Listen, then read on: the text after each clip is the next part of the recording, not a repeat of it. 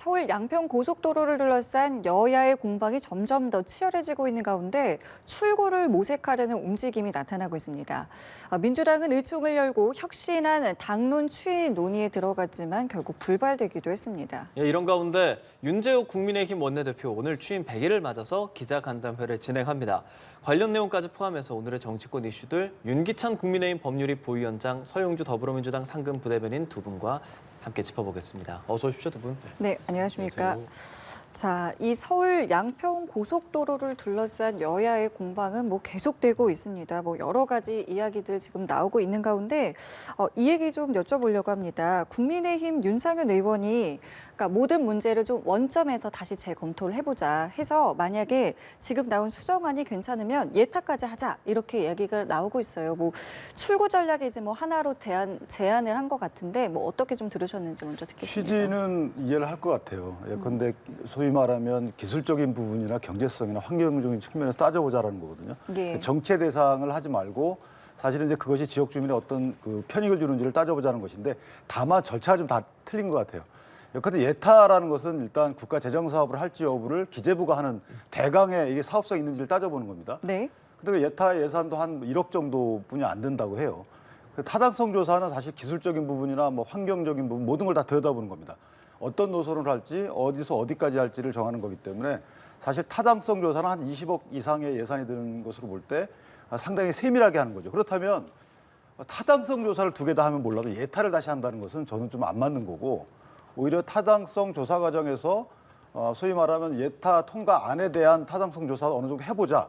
이렇게 하는 것은 저는 예산이 다소 좀 든다 하더라도 원래 고속도로가 갖는 의미를 고려한 타당성을 판단하는 어떤 결과를 도출할 수 있지 않겠는가 이런 생각을 해서 예. 취지는 좋으나 그 절차 면에서 보면 조금 이해 못할 부분이 있다 이렇게 생각합니다. 네, 어떻게 들으셨습니까?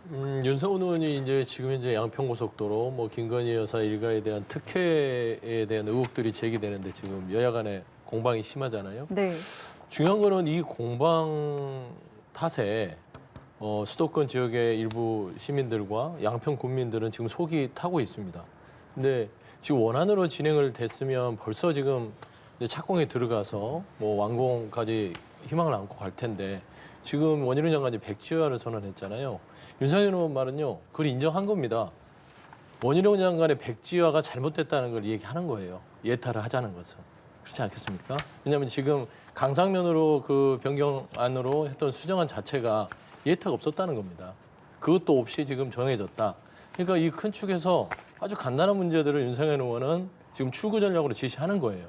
그러니까 15년 동안 논의됐던 두물머리 6번 국도에 대한 교통체증 해소. 그러다가 7년 동안 여러 가지 면밀한 검토를 통해서 예타를 했잖아요. 근데 현 정부 들어서 2달 만에 민간 영역업체의 노선 제한으로 이걸 바꿨다. 당연히 예타도 필요하다고 하지만 결국에는 원안으로 가자라는 말 같아요. 이거 예타하기가 굉장히 힘듭니다. 지금 현재. 그러면 양평 국민들은 또 언제 기다립니까? 예타 기간이 최소한 1, 2년은 걸리는데 그러면은 양평 국민들이나 수도권 이 시민들은 또 그 교통 체증 속에서 살아야 되냐? 이런 부분에 있어서는 국토부 장관인 원희룡 장관께서 이제 좀 고집 좀 그만 부리시고 원안으로 추진하고 그다음에 변경안에 대해서 어떻게 된 일인지 소상하게 얘기를 하면 이 문제는 깔끔하게 추구가 될 수 있다. 저는 그런 말씀을 드립니다. 제가 조금 보완 설명을 드리면 그러니까 이게 지금 이제 민주당도 어느 정도 나와서 하시는 말씀들을 들어보면 정리는 돼가고 있는 것 같아요. 그러니까 사실 경제성이라는 고속도로를 원래 놓을 때 따지는 부분들 그런 사항들을 따져서 결정하자라고 해야 되는 것인데 네. 이것이 원래 그쪽 지역의 수건 사업은 맞아요. 그 수건 사업 민자로 유치하려고 하다가 경제성이 안 되니까 이제 민자가 안 됐던 거잖아요. 네. 그러다 2017년도인가 이게 국가 재정 사업으로 바뀝니다. 예. 그때 고속도로 계획에 편입이 돼요. 예. 근데 그때부터 본격화되는 거죠. 2017년도 이렇게 되고 나니까 2018년도에 양평군에서 기본 계획을 수립을 하는데 거기에 포함이 돼요. 이 안도 포함된다는 거죠. 대한노선도. 네. 그렇게 하다 2019년도 예타에 들어갑니다. 예타에 들어가서 2021년도 4월경인가 예타 결과가 나오니까 아니 거기에 IC가 없는 거예요. 그러니까 다시 양평군에 그 당시 민주당 군수였던 분도 야 IC 만들어 달라라고 얘기한 겁니다. IC 만들어 달라 얘기하면서 종점은 꼭 여기여야 돼 이렇게 얘기를 안 했단 말이죠. 그러니까 IC 만들어 주는 안으로 따지다 보니까 이게 이런 안이 나온 거예요. 결국 이것은 지금 결과적으로 보니까 이게 마치 바뀐 것처럼 보이지만 사실은 정해진 건 아무것도 없었던 거죠. 거기다 최적의 노선을 정하는 것인데 그 과정에 있었던 것인데도 불구하고 마치 특정인의 이익을 위해서 이거 마치 경제성 없는데도 불구하고 바꾼 것처럼 얘기하는데 그러려면 민주당에서 이걸 입증해야 돼요. 거듭 말씀드리지만 이게 민주당에서 아무런 입증해야 경제성이 없다. 네. 두 개 노선을 비교해 봤을 때 이게 왜 일로 갔는지 이해를 하지 못하겠다. 시기적인 선호가 아니고 야 이거 따져봤더니 원래 고속도로 만들 때 따지는 요소들을 따져봤더니 난 이해를 못하겠다. 이런 안이 나오면 그건 저는 동의합니다. 그러니까 어제 용역업체가 해명을 했잖아요. 예. 그러니까 용역업체에서도 뭐 경제성이나 뭐 환경이나 주민 편의성을 봤을 때 뭐 외압이 있었던 건 아니다라고 했는데 그럼 이 내용은 좀 어떻게 아니 그러면 들으셨어요? 외압이 있었다고 해요. 그럼 말도 안 되잖아요. 그래도 근거를 외압이 댔으니까요. 있었습니까 했더니 그 보고서를 보십시오. 예. 지금 최근에 이제 보도에 나오지 않습니까? 그러니까 이 민간 영역업체가 외압이 없었다고 하는데 외압 있냐고 물어봤을 때 외압이 있다고 하면 그건 수사 대상이에요. 그리고 당연히 외압이 없었다고 외압이 하는 있었다고 것이고. 보시는 거고요. 아, 민주당에서. 외압이 있었다고 보는 것은 아니지만 예. 뭔가 좀 미심쩍다는 거죠. 15년, 7년을 했던 정말 이 국책 사업입니다. 이건 양평군 게 아니에요. 수도권과 국가에서 고속도로를 하는 것인데 민간 영역업체가 2달 만에 경제성에 대해서 어떻게 보고서를 쓰냐면요. 높다. 이러겠어요. 이런 거는 없습니다. 어떤 부분에 있어서 경제적으로 예타처럼 분석을 해서 이 수치가 이래서 분석을 한 게 하나도 없어요. 그냥 경제성이 높아 보인다고 보고서를 줍니다. 그렇게 내놓는 걸 보고 국토부가 그래 좋습니다. 이 영역업체에서 2달 만에 한 거 괜찮으니 이거 받아들이겠다 해서 바꾼 거예요. 지금 현재. 그런데 보면 민간 영역업체가 그 국토부에 제출한 그 보고서도 지금 현재의 김건희 여사 일가 땅이 있는 종점이 아니라 그 한참 밑에 있는 남양평 IC 쪽에 있는 종점안을 냅니다. 그런데 민간 영역업체의 그 종점안을 다 받아들인 게 아니라 그 위로 올라가서 강상면으로 국토부가 정했을 것이다. 그러니까 아까 윤기천 변호사님이 참 재밌는 얘기를 하셨는데 민주당이 입증하라고요? 그건 아니죠. 지금 현 정부 들어서 이 노선에 대한 확정을 한 국토부와 기재부와 양평군과 이런 부분들이 그 자료를 내고 해명을 해야지 민주당이 이걸 왜 밝힙니까? 좋습니다. 물어보는 겁니다. 저희 민주당은. 왜 대통령 배우자의 땅으로 이렇게 좀 의심쩍게 바뀌었냐? 근데 거기에 대해서 물타기를 계속 하면서 다른 얘기를 해요. 그러지 마시고 그러면은 아주 심플하게 국정조사를 하면 됩니다. 서로 예. 부딪히지 말고 예. 국정조사를 통해서 실체적 사실에 접근할 수 있는 장을 마련하자. 그러면은 국정조사를 왜 안 받죠? 뭐가 좀 구리지 않나? 뭐 그 이상 아니면은 좀 어렵다 그러고. 근데 국정조사 좋죠. 근데 뭐 그러니까 선별적으로 국정조사 하는지 마는지에 대한 대응을 떠나서 국정조사를 통해서 저 타당성 있는지 여부를 밝혀낼 수가 있을까요? 예컨대 중간에 누가 뭐 불법적인 지시를 했다든가 뭐 카르텔이 형성돼 있다든가 이런 국정조사를 통해서 밝혀낼 수가 있어요. 그런데 이것이 경제성이 있는지 없는지 어떤 전략 환경 영향 평가에서 이게 타당한 건지 여부를 기술적인 부분이고 전문적인 부분인데 국정조사 대상이 그래서 안 된다는 거예요. 제 말은 외압이 있다는 말이 나오면 해야죠. 그건 국정조사 대상이라고 봅니다. 근데 외압이 있다는 말이 지금 하나도 나오지 않았잖아요. 추측일 뿐이지. 그런데 국정조사 대상 자체가 없어요. 근데 어떻게 국정조사를 하죠? 그리고 국정조사라는 게 지금 민주당에서도 경기도당이 고발을 해놨잖아요. 국민의힘도 고발을 해놨단 말이죠. 그러니까 예컨대 예전에는 보면 고발되는 사안, 그 수사 당사자들은 야 이거 수사받고 있기 때문에 국정조사 응할 수 없어라고 그런 한계가 있다고 양당에서 주장을 해왔어요. 그렇기 때문에 예. 대상 자체의 특수성, 절차상의 서류 문제 이런 것들을 볼 때 국정조사는 지금은 아니다. 네. 예컨대 조금 있다가 뭐가 나온다 그러면 그때 하세요. 예, 서울 양평 고속도로 사실 뭐 여야 어느 한쪽도 공세를 늦추지 않고 있는 모양새이기 때문에 조금 더 지켜봐야 할 걸로 보입니다. 당 상황으로 좀 넘어가 보겠습니다. 민주당 의총을 열고 혁신위가 제시했던 1호 혁신안이죠. 국회의원 불체포 특권 포기 서약 추인하려고 했지만 반대 의견에 부딪혔습니다. 그 불발된 이유에 대해서 민주당 대변인이 발언을 했는데요. 함께 듣고 오시죠. 정치적인 의도를 가지고 검찰은 이 영장 청구를 판단하고 있는데 그런 부분에 대한 세밀한 또 엄밀한 그런 고민 없이 획일적으로 정하는 경우에 생길 수 있는 여러 가지 이제 반사 효과나 부정적인 그런 결과들에 대해서도 같이 조금 충실하게 토론을 하자 이런 의견이 있었습니다. 다양한 의견들이 있었음에도 불구하고 의원총회 시간이 비교적 짧았습니다. 그래서 다음 의원총회를 포함해서 우선순위 안건으로 논의를 이어가기로 했습니다.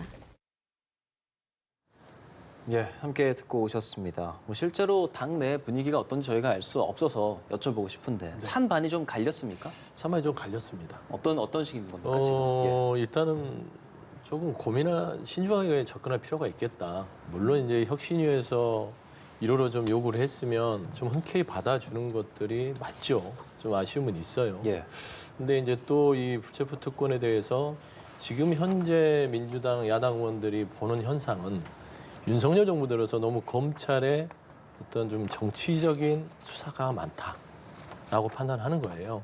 그랬을 때는 이게 물론 헌법상에 보장된 여러 가지 뭐 불체포 특권이 헌법상에 아직 보장이 돼 있잖아요. 예. 그러면 이제 개헌 상황이긴 하지만 선언적 의미로 정치인들이 그걸 하는 것은 뭐 또 어려운 문제는 아닐 것입니다. 하지만 그렇게 약속을 했을 때는 또 그걸 지켜야 되지 않겠습니까?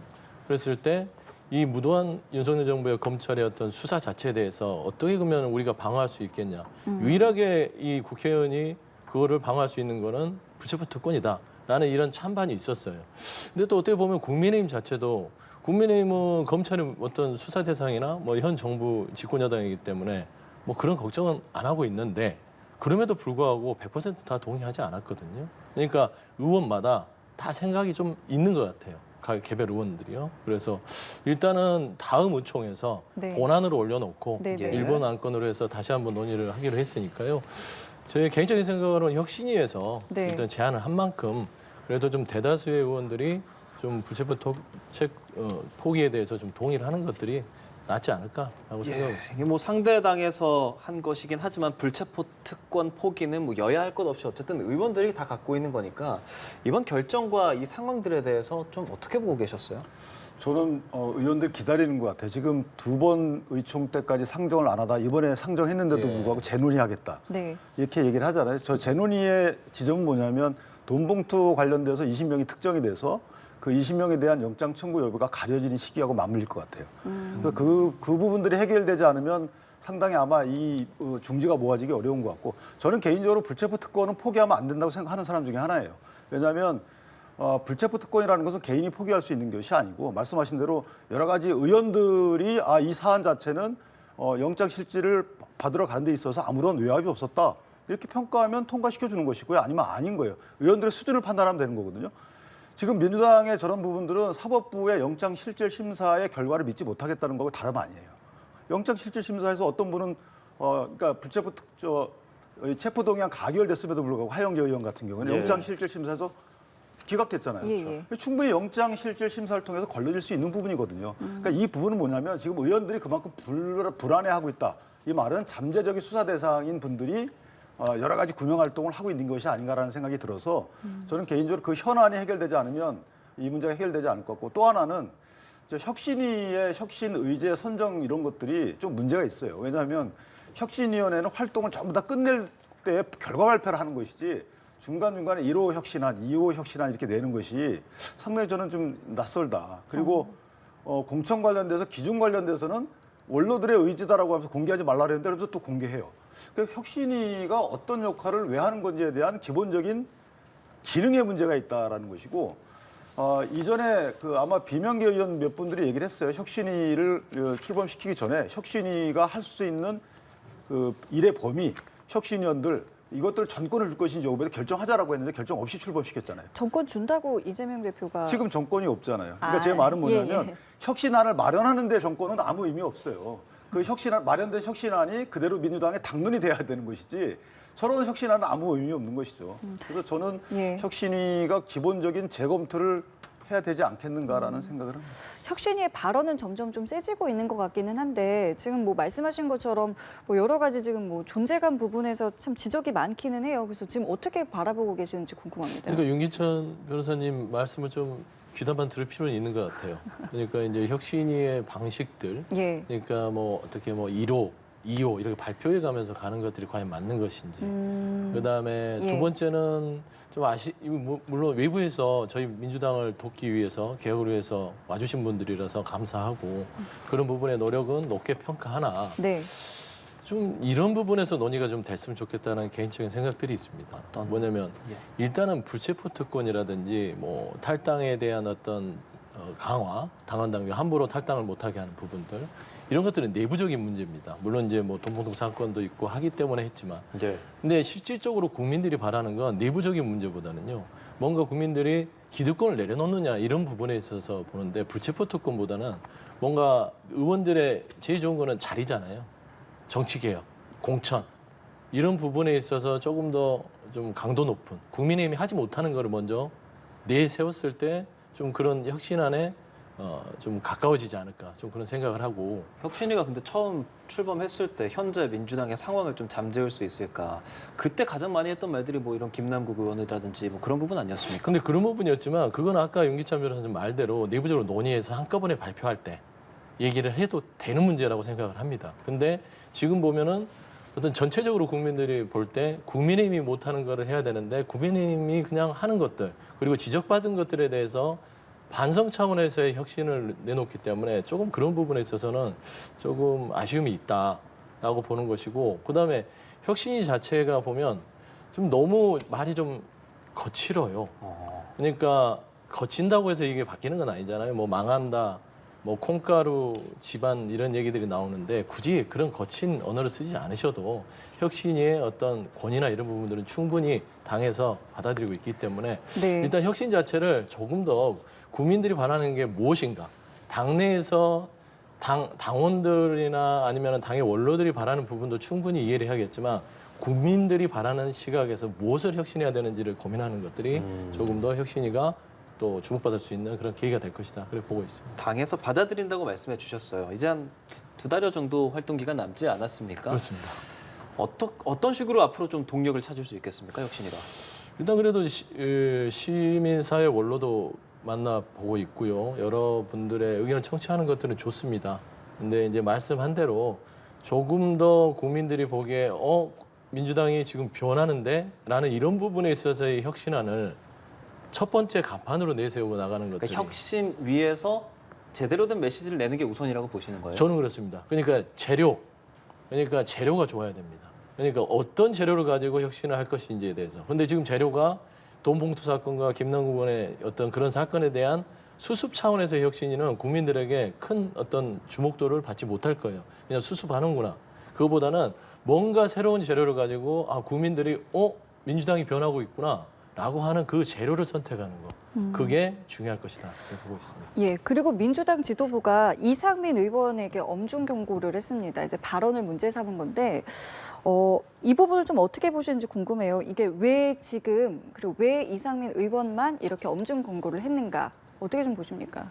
그러니까요. 저 이상민 의원이 중진 의원이시고 예. 워낙 또 이제 당 지도부에 비판을 많이 하셨잖아요. 네. 그러다 보니까 뭐 이게 뭐 좀 어떤 감정적으로 그런 거 아니야라는 오해를 받더라고요. 뭐 지도부에서 이상민 의원이 미워서 그러지 않을까 그런 얘기를 이제 물어보시는 거거든요. 네, 근데 네.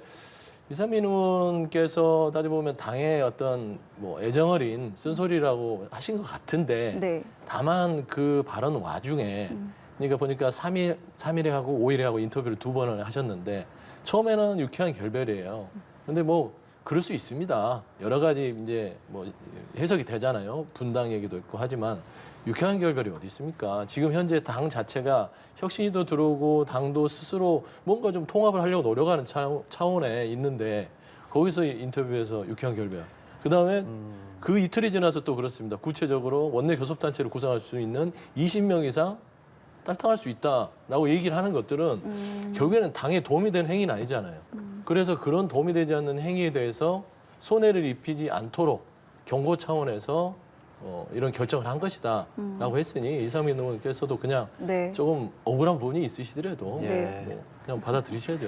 오늘 인터뷰에서 이런 발언 하셨더라고요. 그러니까 이 발언이 이 유쾌한 결별이라고 말한 게 나온 맥락이 당의 혁신이나 뭐 개혁을 주문하는 어떤 과정에서 좀 나온 건데 좀 억울하다라는 식의 이제 인터뷰를 좀 하셨던데 뭐 어떻게 좀 보셨습니까? 민주당의 이런 어떤 경고성 발언에 대해서요? 편파적이죠.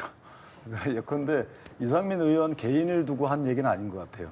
그러니까 예컨대 비명계 등 뭔가 이재명 당대표에 대해서 우호적이지 않은 분들 어느 정도 선을 넘게 되면 이렇게 하겠다라는 경고장 같은 거죠. 집단 경고장으로 좀 보여지고요. 다만 김은경 혁신위원장도 뭐뭐 하지 않으면 망할 것이다. 그러니까 뭐뭐 해라라는 취지로 지금 말한 걸로 이해를 하잖아요. 근데 이상민 의원의 경우에는 뭐뭐 할 바에야. 그러니까 그 뭐뭐 할 바에를 해석한다면 뭐뭐 하지 않으면 뭐 탈당할 수도 있다. 그거는 당연히 조건부 말이기 때문에 이것을 쓴소리로 받아들여야지 예. 해당 행위로 보게 되면 저는 문제가 있어요. 해당 행위라고 하면 그 일단 목적 자체가 해당성이 있어야 되는 거예요. 근데 목적 자체가 그렇지 않잖아요. 저런 그 똑같은 잣대를 김은경 혁신위원장한테 대게 되면 뭐 민주당 망할 것이다. 그럼 똑같은 거잖아요. 그래서 저는 개인적으로 조금 편파적이고 저거는 너무 보이는 이런 그 편파적 집단에 대한 경고장 수여다 이렇게 보여져요. 예, 민주당 상황에 대해서 두 분 의견 들어봤고요. 이번엔 국민의힘으로 좀 넘어가 볼 텐데요. 국민의힘 윤재욱 원내대표 오늘 취임 100일을 맞았습니다. 100일을 맞아서 그동안의 뭐 소회 그리고 앞으로의 원내 국회 운영 전략에 대해서 밝혔는데 조금 전 기자간담회가 있었거든요. 그 현장 상황 발언 함께 들어보고 오시죠. 사실상 21대 국회의 종착역인 이번 9월 정기국회를 잘 마무리해서 국민의 기대에 부응해야만 합니다. 선거를 앞둔 상황이라 협상 환경이 좋지는 않겠지만 선거법, 내년도 예산 등 첨예한 과제들을 원만하게 풀어내고 시급한 민생 법안들을 신속하게 처리할 수 있도록 여당 원내대표로서 할 수 있는 노력을 다할 생각입니다. 또 제가 윤석열 정부 국정과제 입법 현황을 살펴봤더니 통과시켜야 할 법안이 총 329건인데 이제 겨우 132건 통과되었고 197건이 아직 국회에 잡혀 있습니다. 모두가 국민과 나라를 위해 반드시 필요한 법안들입니다. 현실적으로 21대 국회에서 다 통과시킬 수는 없겠지만 하나라도 더 통과시킬 수 있도록 최선을 다하겠습니다. 민주당도 선것보다 국민을 먼저 생각하는 마음으로 대화 타협에 나서주기를 당부드립니다. 한편으로 의원 입법에 대한 영양 분석 제도를 도입해서 국회의 입법 품질을 높이는 데도 노력을 기울이고 있습니다. 법안도 발의해 놓았고 관련 세미나도 2번 개최했습니다. 김진표 의장님, 박강훈 원내대표님과 어제도 제도 도입에 대한 의견을 나누고 왔습니다. 국회 운영위원장으로서 21대 국회 임기 내에 꼭 통과시킬 수 있도록 최선을 다하겠습니다. 지금 국민들께서 국회를 바라보는 시선을 생각하면 정말 마음이 무겁습니다. 많이 늦었지만 이제라도 여야가 모두 힘을 합쳐서 한 뼘이라도 앞으로 나가는 국회를 만들었으면 합니다. 그러니까 정부 입법에 비춰서 의원 입법이 부실하거나 체계에 맞지 않다는 논란이 좀 있긴 해왔어요. 그리고 처분적 법률이 너무 많아요. 그러니까 특정 계층이나 특정인 사람들을 도와주는, 그러니까 일반적인 어떤 영향을 끼치는 게 아니고 특정인에 대한 그 영향을 미치는 이런 처분적 법률이 의원 입법 과정이 많았기 때문에 이런 것들에 대해서 유연성 여부도 논란이 되어 왔거든요. 따라서 네. 이 의원 입법의 적절성 여부에 대해서 어떤 영향을 미치는지에 대해서 조금 평가할 수 있는, 사전 평가할 수 있는 그런 제도가 필요하다.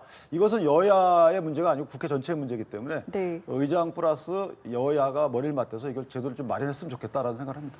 예, 서영주 대변인께서는 네. 이 100일 어떻게 좀 보셨어요? 좀 어떻게 해야 되죠? 뭐 고생하셨다고 해야 되나요? 뭐 고생은 했겠죠. 그러니까 국민의힘 자체가 지금 생기가 없다고는 보여요. 그러니까 스스로 뭐 어떤 결단이나 결정을 할 수 있는 구조가 아니라 용산에서 어떤 생각을 갖고 있는지 그 눈치를 보고 봐가면서 당을 운영해야 하니까 얼굴 표정이 안 좋을 수밖에 없습니다. 그래서 그렇게 보는 측면에서는 고생하셨다라는 것이고, 좀 윤재욱 원내대표가 나름대로 좀 합리적이고 나름대로 좀 온순하다고 하면 좀 그렇지만 좀 유연한 편입니다. 예. 근데 요즘에 이제 발언들을 보시면 조금 앞뒤가 안 맞는 얘기들을 많이 하세요. 그게 바로 용산의 눈치를 본다고 하는 것인데, 최근에 보면 양평고속도로 논란 관련해서 문재인 정부 책임론을 거론하면서 국정조사 대상이다 얘기를 하셨거든요. 그런 것들을 보면서 정말 이렇게 그 입법 정책에 대해서 좋은 제안도 하실 만큼 좀 제대로 어떤 정신이 있으신 분인데 가끔씩은 용산의 하명을 받아서 할 수밖에 없구나라는 측면에서는 좀 애잔한 마음이 좀 들기도 하고요. 저는 그 한마디를 꼭 하고 싶습니다. 네. 윤재욱 원내대표님께요. 네. 문재인 정부 책임론이 있다고 해서 국정조사 주장을 하셨으니까 국정조사를 받겠습니다. 문재인 정부 책임론이 있다면. 그러면 김건희 여사 일가 땅에 대해서 지금 의혹이 제기됐으니까 그것까지 같이 해서 국정조사를 받으면 되지 않겠습니까? 그래서 그 물음에 대해서 국정조사를 하겠죠. 뭐 그렇게 받을 의향이 있으신지 그런 입장이 없다면 이거는 또 비호하기 위한 야당 책임론이다라고 말씀드릴 수밖에 없습니다. 예, 이 여야가 첨예하게 대처하는 사안들이 워낙 많기 때문에 뭐 앞으로 이제 노인 과제도 많을 수밖에 없는데 이제 그 가운데 하나가 인사청문회가 있지 않을까 싶습니다. 이제 21일에 김영호 통일부 장관 후보자에 대한 청문회가 진행이 되는데요. 좀 강경한 이제 대북관에 대한 부분들이 이제 계속 거론이 되고 있습니다. 일단은 지금 상황까지 좀 어떻게 보고 계시는지 먼저 듣겠습니다. 뭐 예견된 거 아니었습니까? 김영호 통일부 장관 후보자 같은 경우 이분이 통일부 장관이 되면은 북한과의 교류 협력은 없고 거의 뭐 북한과 적대적인 어떤 날세우기 통일부가 될 것이다. 라는 측면이 벌써부터 드러나기 시작하지 않습니까? 김영호 후보자가 이런 발언을 했잖아요. 윤석열 정부는 핵전쟁도 불사하겠다는 입장이다. 이게 통일부 장관으로서 적절한 발언일까요? 근데 벌써부터 이렇습니다. 그러다 보니 인사청문회가 안 봐도 얼마나 혼란스러울지. 그리고 김영호 후보자는요. 어떤 야당 의원의 질문에 대해서 한동훈 장관 투 어떤 행세를 하면서 또 날석에 또 얘기를 할 겁니다. 뭐 저는 그런 모습들이 예상이 되고요. 참 불행한 일이다라는 측면에서 김영호 통일부 장관 후보자의 지명부터 그리고 임명까지 그리고 임명 후에 통일부의 어떤 운명까지 그리고 한반도의 북한의 한반도 정책까지 너무 걱정이 시작부터 된다. 좀 그런 말씀 드리고 싶습니다. 예.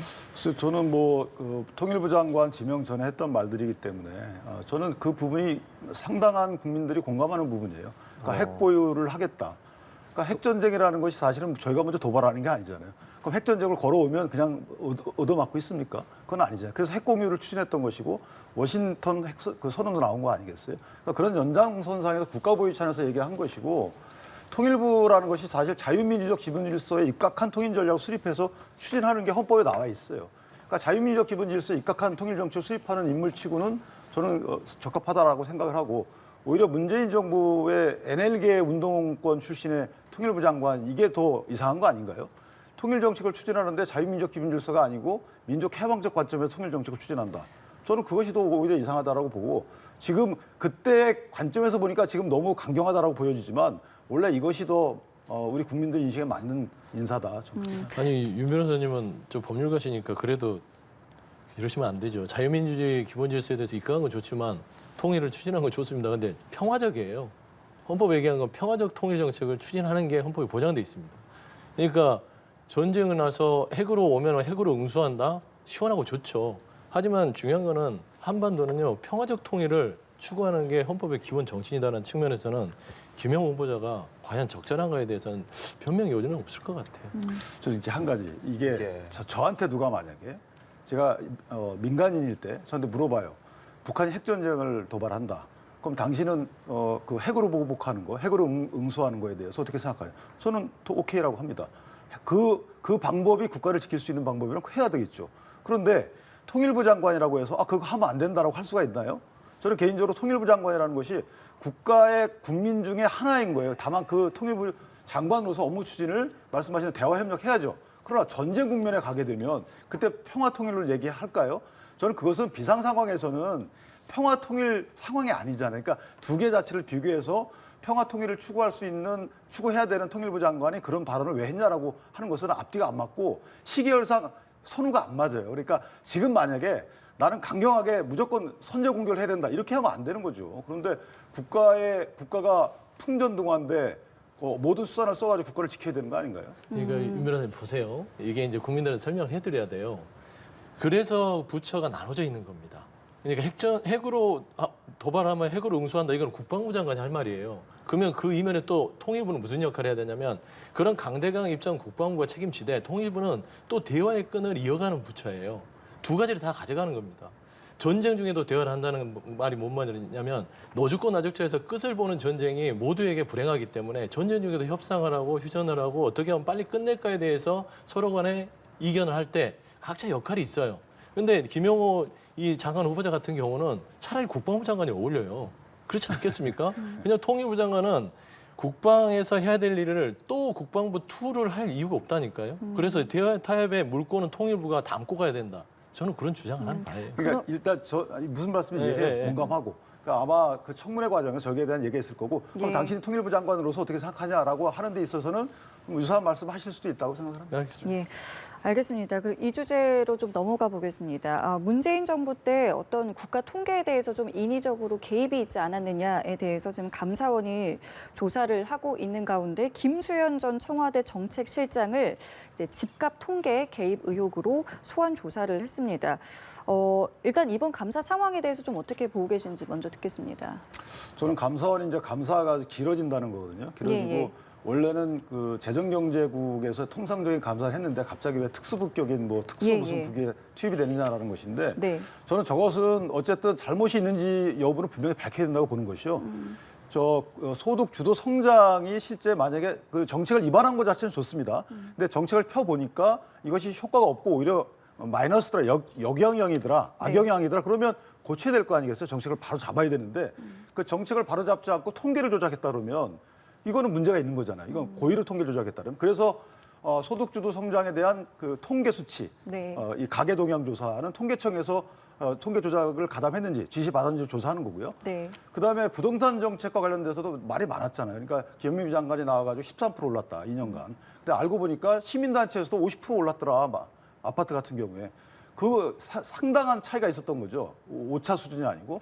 그럼 그 인위적으로 누가 그 통계 관련 당국에 지시를 했는지 그렇게 된 경위에 대해서 밝혀야지만 안 그러면 국정농단을 방조하는 꼴이 되는 거예요. 왜냐하면 저것이 만약에 국민들은 그래 현 정책이 맞는 거네라고 인식하게 되면 또 위정자들은 그 정책을 계속 필 것이고요. 그렇다면 고의인지 과실인지 아니면 통계청의 자발적인 것인지를 밝혀야지만 앞으로도 이 통계가 정책의 성과나 입안 과정에서 긍정적인 영향을 줄 거 아니겠어요. 그래서 저는 특정 정치인에 대한 뭐 탄압 이런 걸 떠나서 저거 부분은 메커니즘을 밝혀야 된다. 왜 그렇게 됐는지에 대해서 그렇게 생각합니다. 예. 아니 지난 정부의 정책까지 수사를 하면 감사를 하면 어떡합니까? 그거는 그 정부의 고유의 국정 방향입니다. 국정 방향에 대해서 이렇게 감사를 한다는 것은 지난 정부를 폄훼하기 위한 어떤 감사라고밖에 보이지 근데 않아요. 방향성을 조사한다기보다 저는 그게 이 이제 방향성 개입이 된 자체를 부분을- 두고 예. 통계가 결국에는 그 방향성을 그쵸. 지탱하기 위해서 조작됐다 그거잖아요. 예, 예. 근데 통계학을 하는 전문가들은요, 그 통계를 감사를 한다는 거를 엄청 의아해합니다. 통계라는 건요, 어떤 방향을 가지고 여러 가지 말하자면 함수를 넣을 수 있어요. 그래서 말을 들면 소득 주도 성장을 뭔가 뒷받침하기 위한 통계가 있다. 그러면 어떤 함수를 더 넣을 수 있는 것이죠.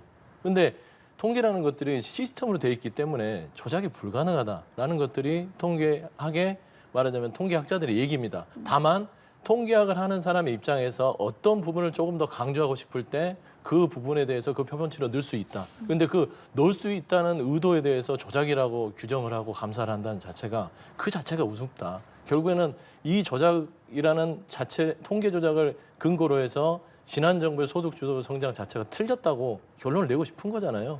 누가 봐도 그래 보입니다. 근데 지난 정부의 소득주도 성장이 소기의 성과를 달성하지 못했다는 것은 다들 인정하는 거예요. 그런데 그 소득주도 성장의 소기의 성과를 달성할 수 없었던 원인 중에 하나가 예컨대 더 지속적으로 소득주도 성장을 추진했던 원인 중에 하나가 저는 통계 착시 현상이었다면 바로 잡아야 되는 거죠. 예컨대 통계청장이 갑자기 바뀌었어요. 그다음에 가계 동향 조사 통계 지표가 가계 동향 그 조사를 하는 통계 지표가 갑자기 바뀝니다.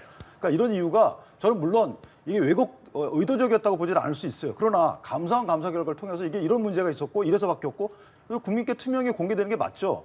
감사원 아까 특수조사국에서 한 일이 사실 서해 공무원 피살 사건에 그 서훈 그 안보실장인가요?